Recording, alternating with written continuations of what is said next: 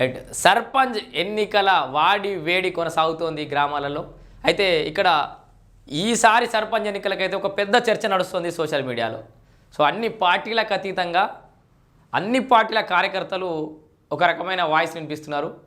మరి వాళ్ళ కోసం మేము జెండాలు మోసినాం, బ్యానర్లు కట్టినాం, తోరణాలు కట్టినాం, ముగ్గులు పోసినాం, పువ్వులు చల్లినాం, మంగళహారతులు ఇచ్చినాం.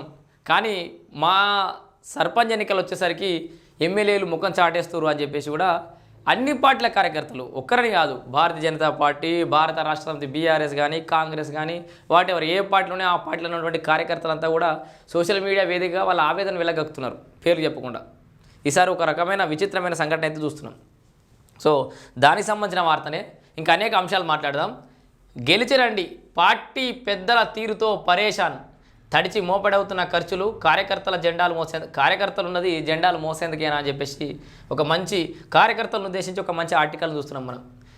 ఎమ్మెల్యేలు ఏం చెప్తున్నారట, మీరు గెలిచిరారి అంటే మేము గిదే క్యాంప్ ఆఫీస్లో కూర్చుంటాం, కాలు మీద కాలేసుకొని మీలో మీరు తనుక సావురి, మమ్మల్ని ఎంటర్టైన్ చేయరు, ఎవడో ఒకటి గెలిచిరారి, అంతే కదా.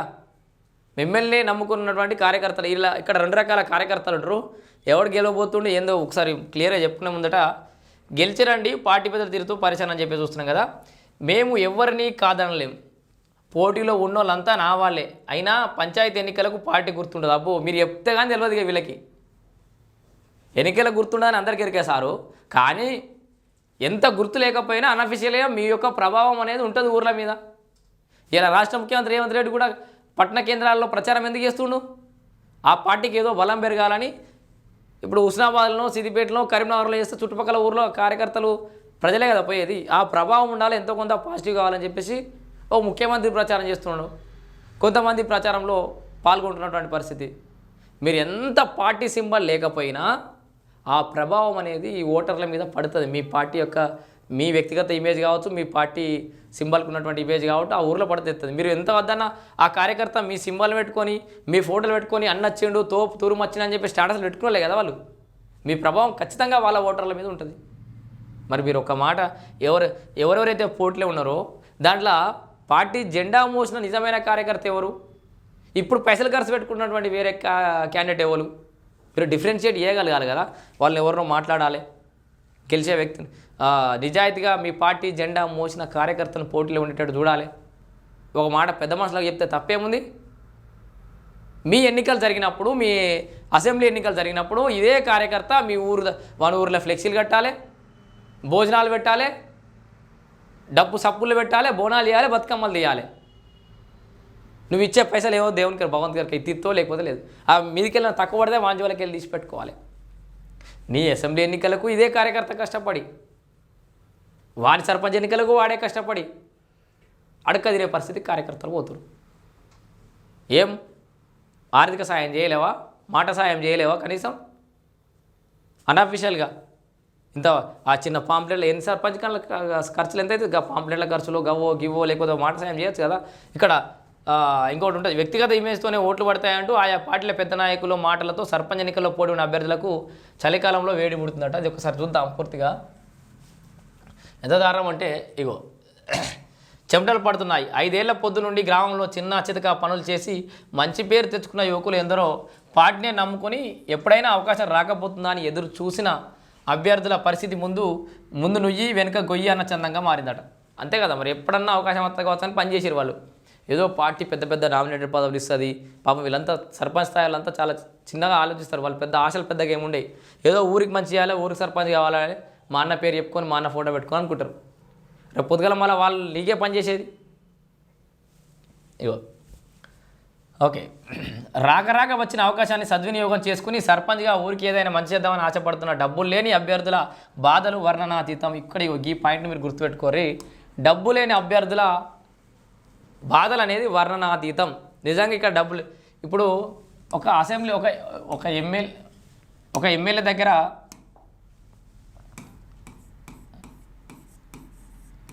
దగ్గర రెండు రకాల కార్యకర్తలు ఉంటారు. ఒకడేమో కష్టకాలంలో కానీ మంచి చెడు కానీ ఏది కానీ మన దగ్గర పైసలు ఉన్నా లేకపోయినా 10 మంది దగ్గర పోయి కాళ్ళు మొక్కి దండం పెట్టినా మీటింగ్లో తీసుకొస్తారు. సీఎం రిలీఫ్ ఫండ్ చెక్ అయితే ఊరే ఇంటింటికి తిరిగి వాళ్ళని పట్టుకొని క్యాంప్ ఆఫీస్ తీసుకురావాలి. ఎమ్మెల్యే ఏదైనా మీటింగ్ పెడుతుంటే వాళ్ళని జనాలకు తీసుకురావాలి. మన దగ్గర పైసలు ఉన్నా లేకున్నా ఆటోతో మాట్లాడి ఆటోలో ఒక 10 మందిని తీసుకురావాలి. వాడికి ఆటో కిరాయిలు వీడు 6 నెలల దాకా ఇస్తాడు. ఉండే పాపం మరి వాళ్ళ దగ్గర కార్లు కిరాయి పెట్టుకొని మీటింగ్ తీసుకురావాలి. ఆయనకు పైసలు ఆయన పెడతాడు. ఊర్లో ఎమ్మెల్యే సాబ్ వస్తుందంటే టెంట్లు వేసి భోజనాలు పెట్టాలి. దానికి ఏమైనా ఖర్చు అయితే ఏదో జెండా మదనకో దానికో దీనికో ఏమైనా కార్యక్రమం చేస్తే ఆ టెంట్ హౌస్ పైసలు కూడా ఎన్నో రోజులకి ఇస్తాడు పాపం. ఆయన దగ్గర ఉండి అంత కష్టపడి అయినా కూడా ఎల్లదీసి ఎన్నడో అన్నాడు మాట పోకుండా పని చేస్తూ ఉంటాడు. ఇట్లా డబ్బు లేని కార్యకర్త ఒక ఆయన ఉంటాడు. ఒక ఆయన ఇక అప్పుడప్పుడు షోప్ టాప్లకి సార్ కాన్వాయ్ ఎంబడ, ఎందుకంటే మీ దగ్గర 2 వీలరే ఉంటుంది. సార్ కాన్వాయ్ ఎంబడవాడు ఉరకలేడు, ఎవడు బతలాడితే ఎక్కించుకోడు. ఇక ఈయన దగ్గర కారు ఉంటుంది, కొన్ని దగ్గర కారు ఉంటుంది, తెల్ల బట్టలు వేసుకుంటాడు, ఎంబడవాడు తిరుగుతూ ఉంటాడు. ఫోటోలు వినికే దొరుకుతాయి, వానే లోపలికి కొనిస్తారు బగ్గా. ఫోటోలు జర బాగా దొరుకుతాయి, జరంత పాపులర్ ఉంటాడు. ఎన్నికలు రాగానే వీళ్ళిద్దరు సేమ్ విలేజ్ అని చెప్తున్నా ఎగ్జాంపుల్గా. ఇప్పుడు ఇక్కడ ఎవరికి సపోర్ట్ చేయాలి? ఈ ఎమ్మెల్యే సాబ్ ఎవరిని లిఫ్ట్ చేయాలి? ఎవరికి మాట సాయం చేయాలి? ఎవరికి అవకాశాలు ఇవ్వాలి? ఇగో గీళ్ళకు ఏం చెప్పలేక మీలో మీరు గెలిచిరారా అంటాడు. ఎవడు గెలవాలి? ఎవరి దగ్గర పైసలు ఉన్నాయి? ఎవడు ఎక్కువ బిల్డప్ ఇచ్చుకుంటాడు? ఇక ఈ తెల్ల కారు, గంజి బట్టలు, పైసలు, కథాకారు కానీ అన్ని రకాలుగా వీడియో ముందటుండే పాపం ఈ బక్కపీశ్వర పరిస్థితి వేరే రకంగా ఉండే. ఒక్క మాట అదే ఊర్లే ఈయన చెప్పి ఈయన కాంప్రమైజ్ చేయించవచ్చు, లేదా ఇండైరెక్ట్గా ఈ పలానోడు నిజాయితీగా నా దగ్గర కూడా పనిచేసాడు, మీకు కూడా పనిచేస్తాడని ఊళ్ళో 4 పెద్ద మనుషులతోటి ఎమ్మెల్యే నేరుగా ఫోన్ మాట్లాడచ్చు, పెద్ద తప్పేం లేదు. మీరు తాయిలాలు ఇవ్వద్దు కానీ ప్రచారం చేయొద్దనే అది ఎక్కడ రూల్ లేదు, ప్రచారం ఇవ్వరనే చేసుకోవచ్చు. మీ ఎమ్మెల్యే ఎలక్షన్స్కు గల్లీ పోయి పోరని ముడ్డి కూడా కడతారు కదా మీరు. పోయి మీ సర్పంచ్ కోసం మీరు ఎందుకు ఇచ్చేయరు? మీరు మద్దతు పలికారు, తప్పేముంది? పార్టీ సింహాలు పక్క పెట్టరు, వ్యక్తిగతంగా కండు వాళ్ళు పక్కకు పడేయరు. వ్యక్తిగతంగా ఓరి ఒక పెద్ద మనుషులతో ఫోన్ మాట్లాడు, అరే పలానా రాజుగాడు పలానా ఎల్లిగాడు ఊళ్ళు ఎట్టెట్లా చేస్తున్నాను, మళ్ళీ వీళ్ళని వాకప్ చేయడానికి ఊళ్ళో ఎవరికో పెద్ద మనిషికి ఫోన్ చేస్తావు కదా, నువ్వు క్రాస్ చెకింగ్ షాడో టీములు పెడతావు కదా, వాళ్ళకి ఫోన్ చేసి మాట్లాడొస్తుంది,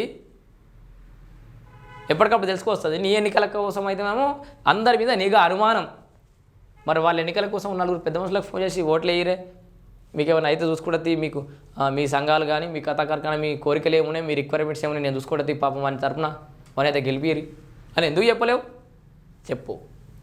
ఇక చూడరి, అయ్యో డబ్బు లేని అభ్యర్థుల బాధ వర్ణాతీతం. ఎన్నికలు వచ్చే కంటే ముందు ఈసారి సర్పంచ్ అవకాశం నీకే అని గ్రామ ప్రజలు చోటామోట లీడర్ల మాటలకు పొంగిపోయి అనుకూలించిన రిజర్వేషన్లు రావడంతో ఉబ్బి తబ్బిబ్బై నామినేషన్ వేసిన సంతోషం కనీసం కొన్ని గంటలు కూడా ఉండటం లేదు.